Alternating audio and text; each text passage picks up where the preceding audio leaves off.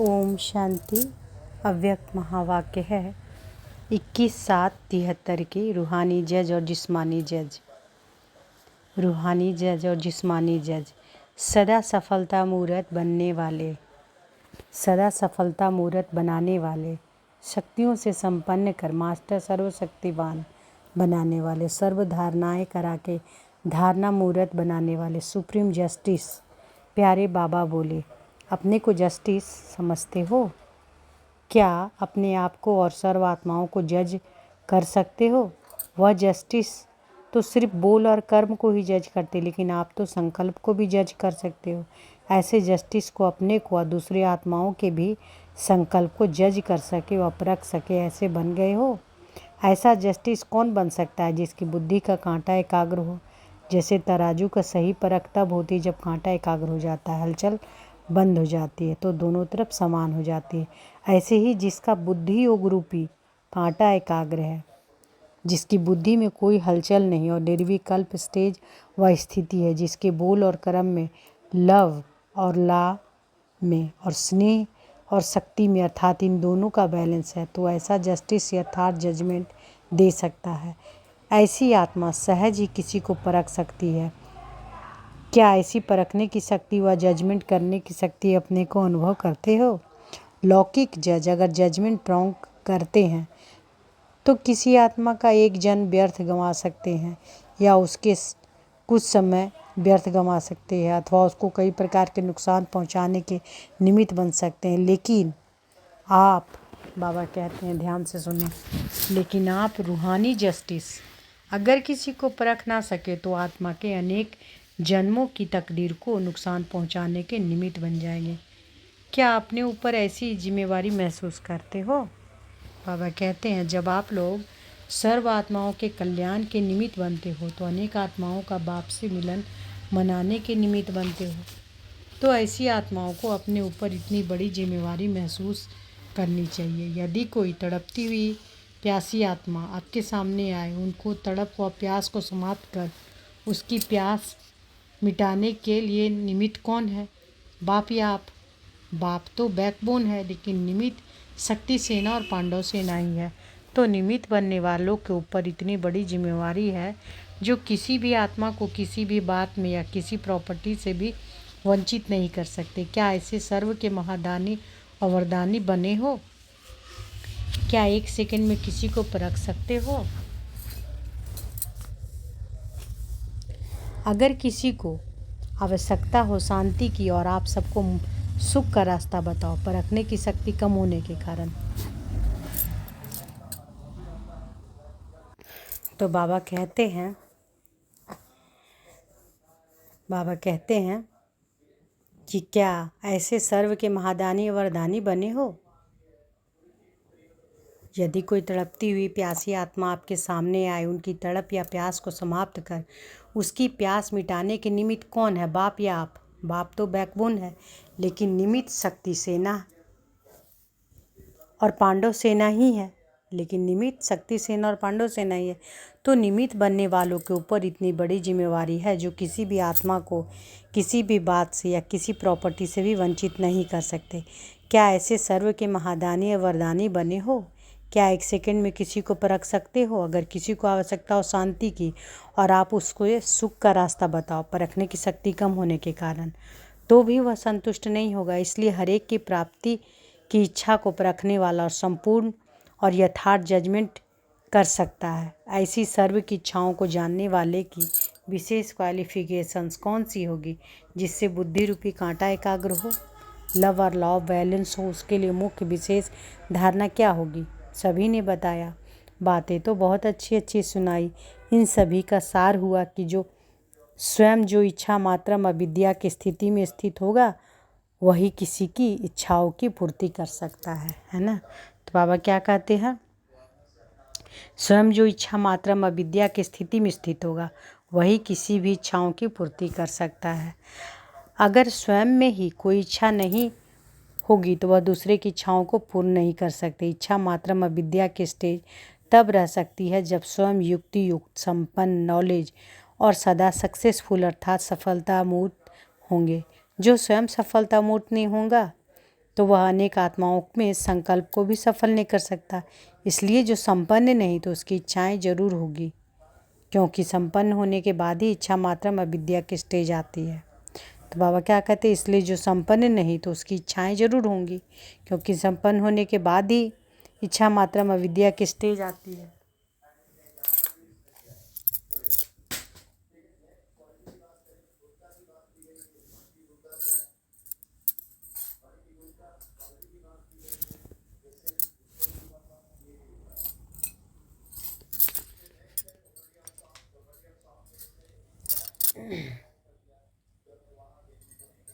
तो बाबा कहते हैं अगर स्वयं में इच्छा रही होगी तो वह दूसरे की इच्छाओं को पूर्ण नहीं कर सकते। इच्छा मात्र में विद्या के स्टेज तब रह सकती जब स्वयं युक्ति युक्त संपन्न नॉलेज और सदा सक्सेसफुल अर्थात सफलता मूर्त होंगे। जो स्वयं सफलता मूर्त नहीं होगा वह अनेक आत्माओं के में संकल्प को भी सफल नहीं कर सकता। इसलिए जो संपन्न नहीं तो उसकी इच्छाएं जरूर होंगी, क्योंकि संपन्न होने के बाद ही इच्छा मात्रम अविद्या की स्टेज आती है।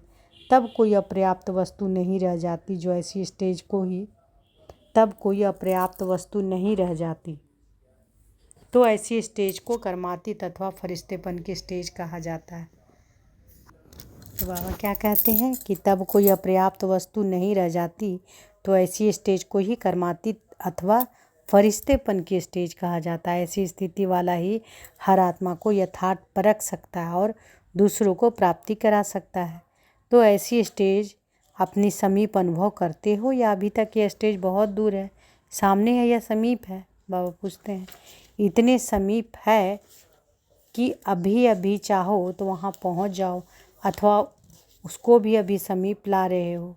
विनाश की ताली व सीटी बजे और आप अपनी स्टेज पर स्थित हो जाओ, जैसे कि सिंहासन पर समीप आ गए और सिर्फ चढ़कर बैठना ही बाकी रह जाए, अर्थात सीटी बजी और सीट पर सेट जाओ।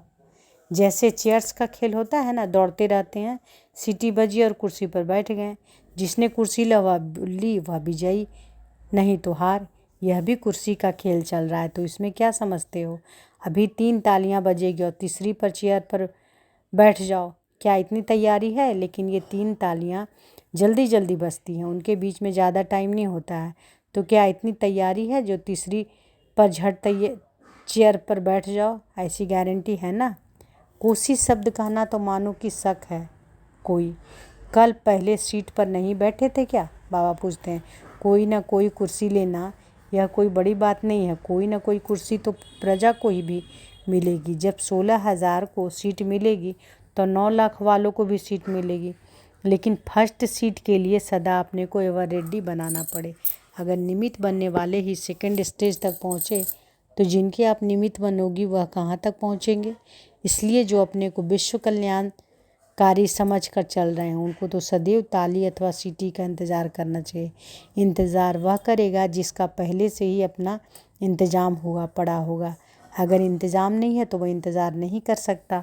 पहले से इंतज़ाम करना यह है महारथियों की व महावीरों की निशानी।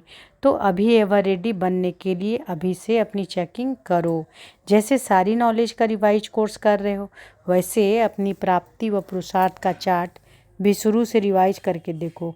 उसमें मुख्य 4 सब्जेक्ट हैं, चारों को सामने रखो, सब्जेक्ट से पास हो उसको देखो। जैसे 4 सब्जेक्ट्स हैं ना, ज्ञान, योग, दैवी गुणों की धारणा और ईश्वरीय सेवा। तो बाबा क्या बोले? 4 सब्जेक्ट्स कौन? ज्ञान, योग, दैवी गुणों की धारणा और ईश्वरीय सेवा। वैसे ही यहाँ 4 संबंध भी हैं। 3 संबंध तो स्पष्ट है, सत बाप, सत शिक्षक और सतगुरु, परंतु चौथा संबंध है साजन और सजनी का। यह भी एक विशेष संबंध है, आत्मा परमात्मा का मिलन अर्थात सगाई। यह संबंध भी पुरुषार्थ को सहज कर देता है। जैसे 4 सब्जेक्ट है वैसे ही 4 संबंध सामने लाओ और इन चारों संबंधों के आधार से मुख्य 4 धारणाएं हैं। एक तो बाप के संबंध में फरमानवरदार, शिक्षक के संबंध में ईमानदार, गुरु के संबंध में आज्ञाकारी और साजन के संबंध में वफादार। जो यह चारों संबंध और 4 विशेष धारणाएं, इन सभी को रिवाइज करके देखो। इसके साथ साथ 4 स्लोगन्स की स्मृति में रखो। वह कौन सा है? बाबा के संबंध में स्लोगन है सन सोच फादर, अर्थात सपूत बन सबूत देना। शिक्षक के रूप में स्लोगन है जब तक जीना है तब तक पढ़ना है, अर्थात लास्ट घड़ी तक पढ़ना है। यह लक्ष्य अगर मजबूत है तो फिर सर्व प्राप्तियाँ स्वतः ही होती हैं। और गुरु के रूप में स्लोगन है जहाँ बिठाए जैसे बिठाए, जो सुनाए जैसे सुनाए, जैसे चलावे और सुलावे, अर्थात जैसे कि सभी हुक्म चला रहा है। यह है सतगुरु का स्लोगन। अभी साजन के रूप में क्या स्लोगन है? तुम ही से बैठूं, तुम ही से खाऊं और तुम ही से श्वासों श्वास साथ रहूं। यह है साजन के रूप का स्लोगन। यह सभी बातें अपने सामने लाकर अपने पुरुषार्थ को चेक करो। इन सभी को रिवाइज करना है। तो बाबा कौन से 4 स्लोगन बोले? ये सबको स्मृति में रखना है ना। 4 स्लोगन बाबा के संबंध में सन सोच फादर, सपूत बन सबूत देना। शिक्षक के रूप में स्लोगन जब तक जीना है तब तक पढ़ना, अर्थात लास्ट घड़ी तक पढ़ना है। यह लक्ष्य मजबूत है तो फिर सर्व प्राप्तियाँ स्वतः ही होती। गुरु के रूप में स्लोगन जहाँ बिठाएं जैसे बिठाएं, जो सुनाए जैसे सुनाए, जैसे चलाएं जैसे सुलाएं, अर्थात जैसे कि सभी हुक्म चला रहा है। यह है सतगुरु का स्लोगन। अभी साजन के रूप का स्लोगन, साजन का रूप का स्लोगन है तुम ही से बैठूं, तुम ही से खाऊं, तुम ही से श्वासों सांस रो। यह है साजन के रूप में स्लोगन। यह सभी बातें आपके सामने लाकर और पुरुषार्थ को चेक करो। इन सभी को रिवाइज करना है। तो बाबा कौन कौन से संबंध बोले? 3 संबंध तो सत बाप, सत टीचर, सतगुरु तो है ही है। चौथा संबंध साजन का बोले, साजन और सजनी का। यह भी एक विशेष संबंध है ना। आत्मा और परमात्मा का मिलन, अर्थात सगाई। यह संबंध भी पुरुषार्थ को सहज कर देता है।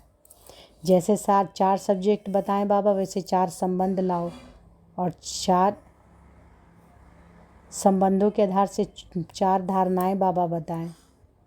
पहला है बाप के संबंध में फरमानबरदार, अभी बोले ही। फिर शिक्षक के संबंध में ईमानदार, गुरु के संबंध में आज्ञाकारी और साजन के संबंध में वफादार। तो कौन कौन धारणाएं हो गई? स्लोगन तो बता दिए। 4 धारणाएं हैं। बाप के संबंध में फरमानबरदार, शिक्षक के संबंध में ईमानदार, गुरु के संबंध में आज्ञाकारी, साजन के संबंध में वफादार। तो अब बाबा आगे बोलते हैं कि अब यह चेक करना कि बहुत समय और एक रस अर्थात लगातार क्या चारों ही संबंध निभाते हैं या बीच बीच में कट हुआ है। अगर बीच में कुछ मार्जिन रह गई है तो बार बार कटी हुई चीज़ कमज़ोर होती है। इसलिए अपने जीवन को इन चारों ही बातों के आधार पर रिवाइज करके देखो। इस चेकिंग को करके अपने आप परख सकें कि मेरी प्राप्ति और प्रारब्ध क्या है, सूर्यवंशी है या चंद्रवंशी है। सूर्यवंशी में राजाई फैमिली में है या स्वयं महाराजा महाराजी बनने वाले हैं। अभी जबकि समय नज़दीक है फाइनल पेपर का, तो जैसे लौकिक पढ़ाई में भी सभी सब्जेक्ट को रिवाइज किया जाता है और एक एक सब्जेक्ट को रिवाइज कर अपने कमी को समान संपन्न करते। इसी प्रकार सभी को अपने पुरुषार्थ को इसी रीति रिवाइज करना है। कैसे स्वयं का जस्टिस बनो, अभी यह तरीका सुना रहे हैं। जब स्वयं को जज करना आ जाएगा तो फिर दूसरों को भी सहज ही परख सकेंगे। जब स्वयं प्राप्ति संपन्न होंगे तो दूसरों को भी प्राप्ति करा सकेंगे। यह चेक करना तो सहज है ना। एक सब्जेक्ट अथवा संबंध का, एक संबंध व एक धारणा व एक स्लोगन में भी कमी नहीं होनी चाहिए। तो बाबा क्या कर रहे हैं? एक सब्जेक्ट अथवा एक संबंध, एक धारणा व एक स्लोगन में भी कमी नहीं होनी चाहिए। जबकि अभी रिजल्ट आउट होने का समय आ रहा है। रिजल्ट आउट होने से पहले कंप्लेंट्स कंप्लीट करो। अपनी कंप्लेंट भी आप स्वयं ही करते हो। अमृत वेले से अपनी कंप्लेंट करते हो।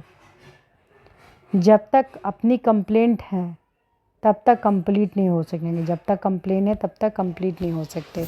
इसलिए स्वयं ही मास्टर सर्वशक्तिवान बन अपनी कंप्लेन को कंप्लीट करो। अभी फिर भी लास्ट चांस का समय है, फिर नहीं तो टू लेट का बोर्ड लग जाएगा। अभी प्राप्ति का समय है, बहुत गई थोड़ी रही है। नहीं तो पश्चाताप का समय आ जाएगा, फिर पश्चाताप के समय प्राप्ति नहीं कर सकेंगे। इसलिए अभी जो थोड़ी रही हुई है यह चांस भी चाहे किसी के निमित्त आप लोगों को भी यह चांस मिला है, फिर भी किसी प्रकार का चांस तो है ना। तो चांस को गंवाना व लेना अपने प्रयत्न के, आप जो चाहे वो कर सकते हो, इसलिए अभी से रिवाइज करो। यह तो सुना दिया कि जब रिवाइज करो व जज करो तो किस रूप में करना है, विधि तो सुना दी ना, क्योंकि बुद्धिपूर्वक करने से सिद्धि को प्राप्ति हो ही जाएगी। जो संपूर्ण स्टेज के अति नज़दीक होंगे उनके संकल्प में, बोल में और कर्म में एक नशा रहेगा। जो संपूर्ण स्टेज के अति नज़दीक होंगे उनके संकल्प में, बोल में और कर्म में एक नशा रहेगा। वह कौन सा? ईश्वरीय नशा तो सबको है ही। ईश्वरीय नशे का वर्षा तो ईश्वरीय गोद ली और प्राप्त हुआ, वह तो है ही। लेकिन वह विशेष क्या नशा रहेगा? उनके संकल्प में, बोल में नशे की कौन सी बात होगी? नशा यह होगा कि जो भी कुछ कर रहा हूँ उसमें संपूर्ण सफलता हुई पड़ी है।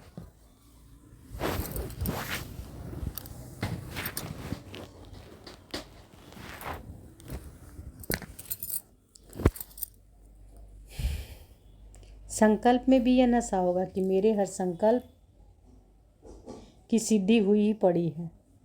कर्म में भी यह नशा होगा कि मेरे हर कर्म के पीछे सफलता मेरी परछाई की तरह है।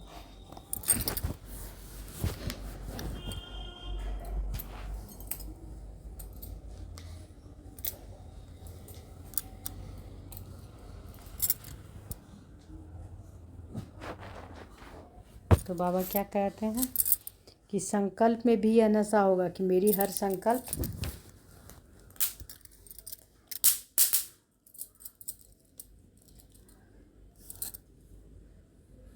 संकल्प की सिद्धि हुई पड़ी है। कर्म में भी यह नशा होगा कि मेरे हर कर्म के पीछे सफलता मेरी परछाई की तरह, मेरे बोल की सिद्धि हुई पड़ी। सफलता मेरे पीछे पीछे आने वाली है, सफलता मुझसे अलग हो ही नहीं सकता। ऐसा नशा हर संकल्प में, हर बोल में, हर कर्म में जब होता है तब समझो अति समीप है, होना तो चाहिए। लॉ तो ऐसे कहता है, वह कर्म की फिलॉसफी व ज्ञान तो यह कहता है यह है समीप। अभी इसमें जज करो तो अति समीप है या समीप है या सामने है, ये तीन स्टेजेस हो गई ना। अच्छा, सभी के अंदर एक संकल्प की हलचल है, वह कौन सी है? तो ना मालूम यह मिलन भी कब तक। ये इस हलचल का रिस्पॉन्स कौन सा है? देखो पहले भी सुनाया, क्या है सभी के अंदर एक संकल्प का हलचल, वह कौन सी? तो ना मालूम यह मिलन भी कब तक, यानी कब तक यह मिलन है। इस हलचल में रिस्पॉन्स कौन सा है? देखो पहले भी सुनाया था, प्राप्ति का समय अभी बहुत गया, थोड़ा रहा, थोड़े का भी थोड़ा है, जबकि प्राप्ति का समय थोड़ा है और कई आत्माएं आने वाली है जिनके निमित्त आप लोगों को भी चांस है।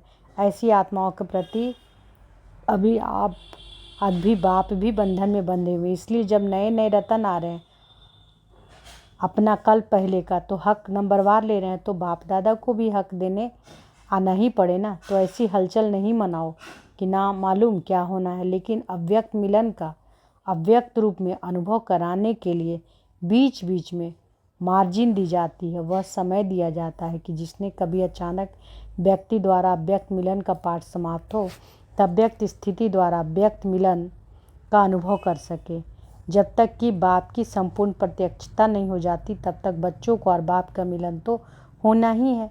लेकिन चाहे व्यक्त द्वारा व्यक्त मिलन और चाहे अव्यक्त स्थिति द्वारा अव्यक्त मिलन, लेकिन मिलन तो अंत तक है ना। इसलिए ऐसा समय आने वाला है जिसमें अव्यक्त स्थिति द्वारा अव्यक्त मिलन का अनुभव ना होगा तो बाप के मिलन का, प्राप्ति का और सर्व शक्तियों के वरदान का जो सुंदर मिलन का अनुभव है उससे वंचित रह जाएंगे।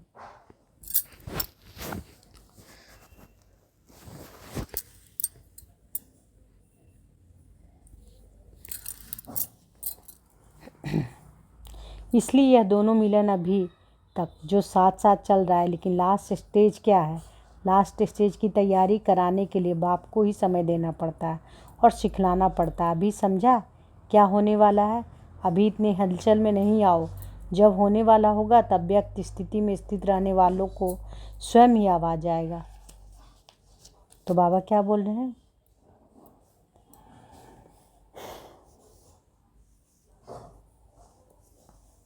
कि बच्चे सब पूछते हैं ना कि क्या बोलते हैं कि सभी अंदर में एक संकल्प का हलचल है, वह कौन सी, कि ना मालूम यह मिलन भी कब तक है। तो इस हलचल का रिस्पॉन्स कौन सा है? देखो पहले भी सुनाया कि प्राप्ति के समय भी बहुत ज्ञात, फिर से सुनिए, थोड़ा रहा थोड़े का भी थोड़ा है, जबकि प्राप्ति का समय थोड़ा है और कई आत्माएं आने वाली है जिनके निमित्त आप लोगों को भी चांस है। ऐसी आत्माओं के प्रति अभी बाप भी बंधन में बंधे हुए हैं, इसलिए जब नए नए रतन आ रहे हैं, अपने कल पहले का भी नंबरवार ले रहे हैं, तो बाप दादा को भी हक देने आना ही पड़े ना। तो ऐसी हलचल नहीं मचाओ कि ना मालूम क्या होना है। लेकिन अव्यक्त मिलन का व्यक्त रूप से अनुभव कराने के लिए बीच बीच में मार्जिन दी जाती है व समय दिया जाता है, जिससे कभी अचानक व्यक्त द्वारा अव्यक्त मिलन का पाठ समाप्त हो तो अव्यक्त स्थिति द्वारा अव्यक्त मिलन का अनुभव कर सको। जब तक बाप की संपूर्ण प्रत्यक्षता नहीं हो जाती तब तक बच्चों और बाप का मिलन तो होना ही है ना। जब तक बाप की प्रत्यक्षता नहीं हो जाती, तो बाबा जवाब दे रहे हैं, देखें सब पूछते हैं, जब तक बाप की संपूर्ण प्रत्यक्षता नहीं हो जाती तब तक बच्चों और बाप का मिलन तो होना ही है। लेकिन चाहे व्यक्त द्वारा चाहे अव्यक्त मिलन, और चाहे अव्यक्त स्थिति द्वारा अव्यक्त मिलन, लेकिन मिलन तो अंत तक है ना। इसलिए ऐसा समय आने वाला है जिसमें अव्यक्त स्थिति द्वारा अव्यक्त मिलन का अनुभव ना होगा, तो बाप के मिलन का, प्राप्ति का और सर्व शक्तियों के वरदान का जो सुंदर मिलन का अनुभव है उसे वंचित रह जाएंगे। इसलिए यह दोनों मिलन अभी तक तो साथ साथ चल रहा है, लेकिन लास्ट स्टेज क्या है? लास्ट स्टेज की तैयारी कराने के लिए बाप को ही समय देना पड़ता है और सिखलाना पड़ता है। अभी समझा क्या होने वाला है? अभी इतने हलचल में नहीं आओ। जब होने वाला होगा तो अव्यक्त स्थिति में स्थित रहने वालों को स्वयं ही आवाज आएगा, टचिंग होगा, सूक्ष्म संकल्प होगा, है ना। टचिंग होगा, सूक्ष्म संकल्प होगा, तार पहुंचेगी या ट्रंक कॉल होगा, समझा। जब लाइन क्लियर होगी तभी तो पकड़ सकेंगे। जब अव्यक्त मिलन का अनुभव होगा तब तो पहचानेंगे व पहुंचेंगे। इसके बीच बीच में ये चांस दे अभ्यास कराते हैं, बाकी घबराने की कोई बात नहीं है, समझा। अच्छा, ऐसे सदा सफलता मूर्त ज्ञान स्वरूप शक्ति स्वरूप दिव्य धारणा संपन्न योग युक्त युक्ति युक्त संकल्प और कर्म करने वाले, परखने की शक्ति को हर आत्मा के प्रति कर्म में लाने वाले रूहानी जस्टिस श्रेष्ठ आत्माओं को, सदा रूहानी मूर्त आत्माओं को और बाप दादा के नूरे रत्नों को याद प्यार और नमस्ते। महावाक्यों का सार है, पहला, स्वयं जो इच्छा मात्रम अविद्या की स्थिति में स्थित होगा वो ही किसी के इच्छाओं की पूर्ति कर सकता है। जो स्वयं इच्छा मात्रम अविद्या की स्थिति में स्थित होगा वो ही किसी की इच्छाओं की पूर्ति कर सकता है। इंतज़ार वह करेगा जिनका पहले से ही अपना इंतजाम हुआ पड़ा होगा। अच्छा, ओम शांति।